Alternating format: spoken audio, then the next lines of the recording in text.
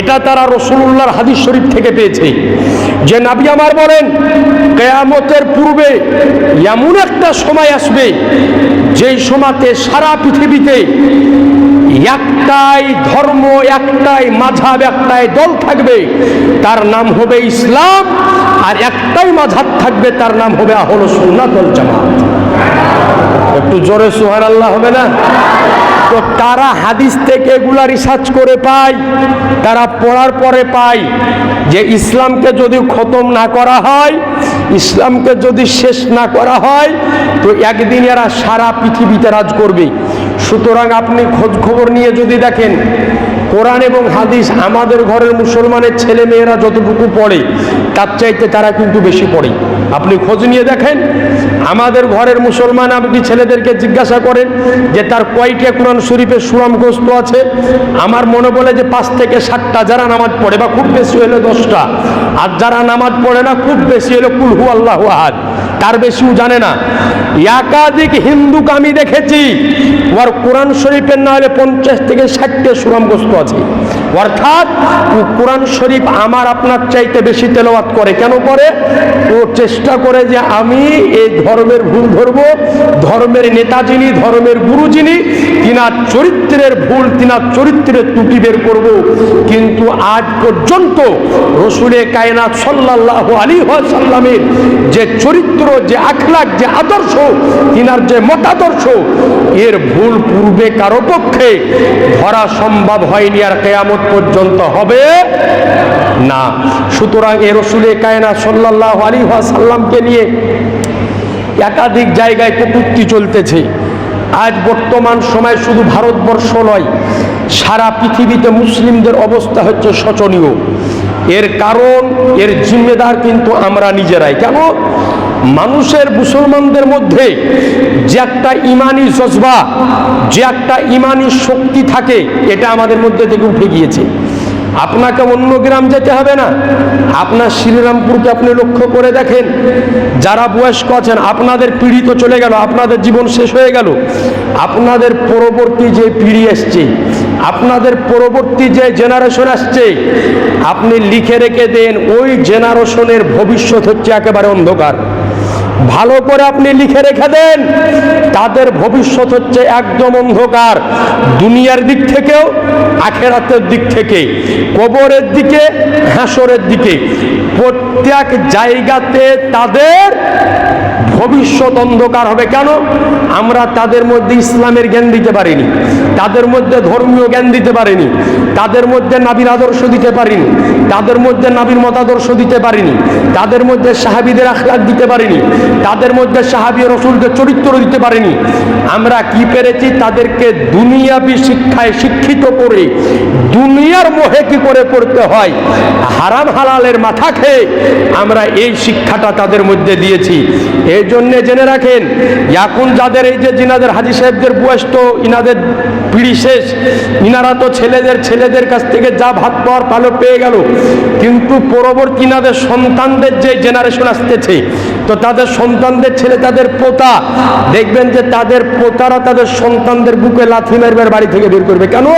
তার কারণ হচ্ছে এটাই যে তাদের মধ্যে রসুলে কায়নাত সাল্লাল্লাহু আলাইহি সাল্লামের আখলাক, চরিত্র, মতাদর্শ দিতে পারা যায়নি। আজ জানা মুহতারাম, আফসোসের বিষয় লাগে। আজ আপনাদের নিকটে আরজ করব, রসুলে কায়নাত সাল্লাল্লাহু আলাইহি ওয়াসাল্লাম বলেন যে হিম্মত করা হচ্ছে তোমার কাজ, আর ওই হিম্মতকে জয়লাভ পর্যন্ত পৌঁছে দেওয়া হলো আল্লাহ এবং আল্লাহর নবীর কাজ। একটু জোরে সুবহানাল্লাহ হবে না? সুতরাং আমাদেরকে হিম্মত করতে হবে, ওই জিনিসটাই আমাদের মধ্যে নাই। আজ আপনি মোবাইল, ফেসবুক, ইউটিউব আপনি আলগা করেন, সোশ্যাল মিডিয়া খুলেন, বোম্বাইয়ের 7 জমিন আজ উত্তপ্ত। কেন? একজন হিন্দু ব্যক্তি আমার রাসূলুল্লাহ শানে গুস্তাখি করেছে, কিন্তু আজ এই খবর আমাদের নিকটে নাই। আপনারা খবর রেখেছেন এই কদিন, আজ থেকে 4-5 দিন পূর্বে আমাদের মুর্শিদাবাদের জঙ্গিপুরে একজন আপনার উত্তরপ্রদেশ থেকে একজন আলেম বক্তা এসেছিল ওয়াজ করার জন্যে। জঙ্গিপুরের মতো জায়গা, জঙ্গিপুর স্টেশনে নামার পরে তাকে হিন্দুরা ধরে হেনস্থা করে, অপমান করে, জোরপূর্বক তাকে জয় শ্রীরাম বলিয়েছে। আজ থেকে 5 থেকে 7 দিনের ঘটনা। আপনি খুলেন ফেসবুক বা খবর নেন, জঙ্গিপুরে যদি, ওমরপুরে যদি আপনার কোন আত্মীয় স্বজন থাকে, এই আপনাদের এই মুর্শিদাবাদে আমাদের সামান্য জঙ্গিপুরে, তা আপনি চিন্তা করিয়েন না, জেনে রাখবেন কাল ওখানে চলছে, তারপরের দিন আপনার এখানেও আসবে। সুতরাং একটাই আবেদন করব, ইমানি জজবা পয়দা করুন, ইমানি যে জোশ মুসলমানদের মধ্যে আছে এটাকে আপনারা জাগ্রত করুন। ঘুমানোর সময় মুসলমানদের নিকট থেকে শেষ হয়ে গিয়েছে, আর ঘুমানোর সময় নাই। যদি ঘুমিয়ে থাকেন তো জেনে রাখবেন আপনার দুনিয়া বরবাদ হবে, আপনার আখেরাতও বরবাদ হবে। রাসূল কায়নাত সাল্লাল্লাহু আলাইহি সাল্লাম বলেন, যেই ব্যক্তি যুদ্ধের ময়দান থেকে পিঠ দেখিয়ে পালিয়ে গেল, যেই ব্যক্তি যুদ্ধের ময়দান থেকে পিঠ দেখিয়ে পালালো, ওই ব্যক্তি হচ্ছে মুনাফিক ব্যক্তি। যদি সে বুক দেখিয়ে বুকের ওপরে আঘাত নিয়ে শাহাদাত বরণ যদি করতে পারত, তো নবী আমার বলেন আল্লাহ পাক তার জন্য 8টা বেহেশতের দরজাকে খুলে দিত। কিন্তু পিঠ দেখিয়ে পালিয়ে যাওয়া মুসলমান এখন বর্তমানে। কিন্তু আপনি লক্ষ্য করে দেখেন, সহিহ বুখারীর একটা হাদিস শরীফ আপনাকে শোনাই, তারপরে বক্তব্য আমি শেষ করব।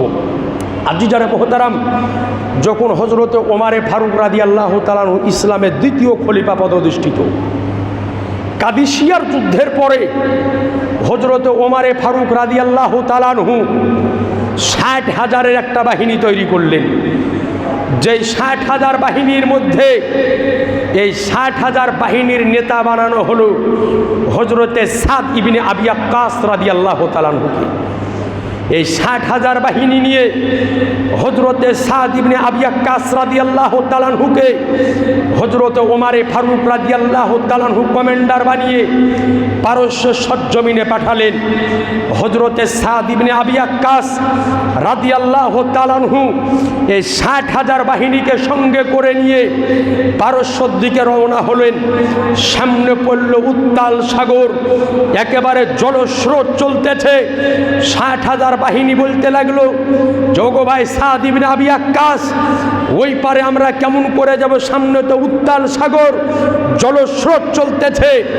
হযরতে সাদ ইবনে আবি ওয়াক্কাস রাদিয়াল্লাহু তাআলা আনহু 60,000 বাহিনীকে লক্ষ্য করে বললেন যে, শোনো, যেমন এই পারস্যর সমুদ্রের এই পারে যেমন ইসলামের কালেমার পতাকা উড্ডয়ন হয়েছে, তোমরা কি চাও না যে কালেমার পতাকা ওই দিকে উড্ডয়ন হোক? 60,000 সাহাবী রাসূল আজকে তারা এক জবানে বলেছিল, যেমন এই পারে কালেমার পতাকা উড্ডয়ন হয়েছে, আমরা চাই পারস্যের বুকেও কালেমার পতাকা উড্ডয়ন হোক। হযরতে সাদ ইবনে আবি ওয়াক্কাস রাদিয়াল্লাহু আনহু বলেন, তাহলে আর দেরি করা যাবে না, আমি যেইভাবে চলতেছি আমার পিছে পিছে তোমরাও চলতে থাকো।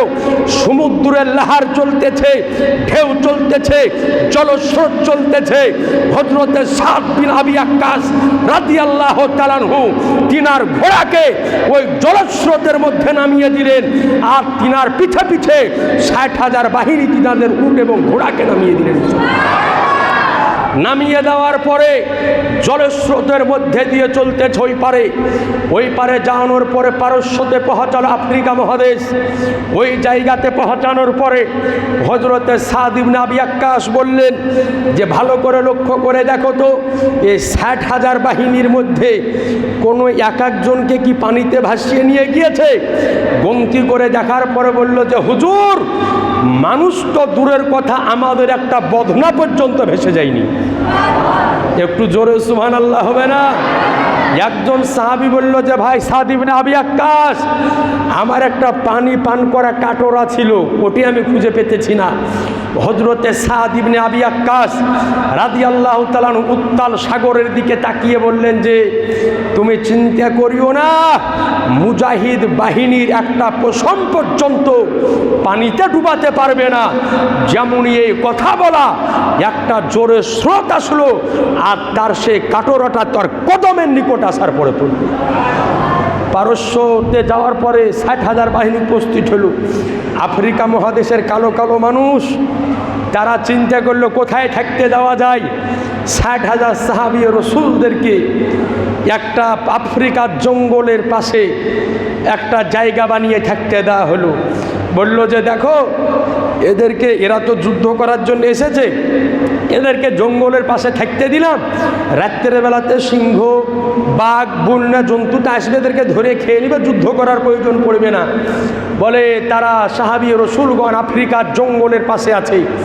সকালবেলাতে হযরতে সাদ ইবনে আবি ওয়াক্কাস রাদিয়াল্লাহু তাআলা একটা মঞ্চ বানালেন। বানানোর পরে আফ্রিকার জঙ্গলের দিকে মুখ করে তিনি বক্তব্য আরম্ভ করলেন, জঙ্গলের বন্যা জন্তুরা শোনো, আমরা হলাম নবীর সাহাবীগণ, এই জায়গাতে ইসলামের পতাকা উড্ডয়ন করার জন্য এসেছি। তোমাদের যার যার বাচ্চা আছে নিজ নিজ বাচ্চাকে মুখের মধ্যে নিয়ে চলে যাও। হাদিসের রাবি বর্ণনা করে যে সাপ তার বাচ্চাকে মুখে নিল, বাঘ তার বাচ্চাকে মুখে নিল, সিংহ তার বাচ্চাকে মুখে নিল। সমস্ত আফ্রিকার মানুষেরা সাক্ষ্য দেয় সাদ ইবনে আবি ওয়াক্কাসের বক্তব্য চলতেছে, আর বন্যা জন্তুরা নিজ নিজ বাচ্চাকে মুখে করে নিয়ে চলতেছে। মুসলমান এ আজিজারে মোহতারাম, এরপরে ওই জায়গাতে মুসলমানরা কালেমার পতাকা উড্ডয়ন করে এক বিরাট জয়লাভ নিয়ে তিনারা আবার মদিনা শরীফে ফেরত এসেছিলেন। একটু আপনাদের নিকটে আরজ করব, এখন বর্তমান সময় মুসলমান খুব বিপদগ্রস্ত অবস্থায়, চারিদিকে যেদিকে যাবেন। আমি রাত্রি ঘাটে বিভিন্ন জায়গায় চলাফেরা করি, আমাকেও খুব ভয় লাগে যে না জানি কোন জায়গাতে হেনস্থা হয়ে যায়, কোন জায়গাতে বিপদ চলে আসে। আল্লাহ এবং আল্লাহ রসুলকে সাক্ষী বানিয়ে আল্লাহ রসুলের ভরসাতে বিভিন্ন জায়গাতে ভ্রমণ করি। আপনাদের নিকটে আরজ করব যে আমাদেরকে এই মুহূর্তে একত্রিত হচ্ছে একান্ত প্রয়োজন। এই যে একাধিক জায়গাতে একাধিক স্থানে আমার রসুলে কায়নাত সাল্লাল্লাহু আলাইহি ওয়াসাল্লামের আকাশচুম্বী ইজ্জতের উপরে একাধিকবার কটূক্তি মন্তব্য করে কুরুচিকর মন্তব্য তারা করতেছে। এর কারণ হলো একটাই, যে তারা চাইতেছে যে ইসলামকে পায়ের তলে দাবিয়ে রাখবো, কিন্তু এটা কারো পক্ষে সম্ভব নয়। তবে আমারও আপনার নাবী উম্মত হিসাবে দায়িত্ব হচ্ছে এটাই, যে যেই ব্যক্তি নাবির বিরুদ্ধে বলবে, নাবী সম্পর্কে কুরুচিকর মন্তব্য করবে, নাবী সম্পর্কে খারাপ মন্তব্য করবে, তাকে ছাড় দেওয়া যাবে না। সুতরাং আপনাদের নিকটে আরজ করব, নিজের ছেলে মেয়েদেরকে ভালোভাবে মানুষ করুন, তাদের মধ্যে নাবির ইশক মোহাব্বত দেন, তাদেরকে নাবী সম্পর্কে কথা শোনান, নাবির প্রেম ভালোবাসা তাদের মধ্যে দেন, নাবির ইশক মোহাব্বত দেন, এবং তাদের মধ্যে ইসলামিক শিক্ষা দীক্ষাতে পরিপূর্ণ করে দেন। দেখবেন এতে আপনার দুনিয়াতেও লাভবান হবেন, আখেরাতেও লাভবান হবেন। আর যদি এগুলা করতে না পারেন তো দুনিয়াতেও বরবাদ, আখেরাতেও বরবাদ। যাই হোক, আলোচনা লম্বা চওড়া করব না, এইখানে বক্তব্য শেষ করলাম। ওয়া আখিরি দাওয়ানা আনিল হামদুলিল্লাহি রাব্বিল আলামিন। আসসালামু আলাইকুম ওয়া রাহমাতুল্লাহি ওয়া বারাকাতুহু।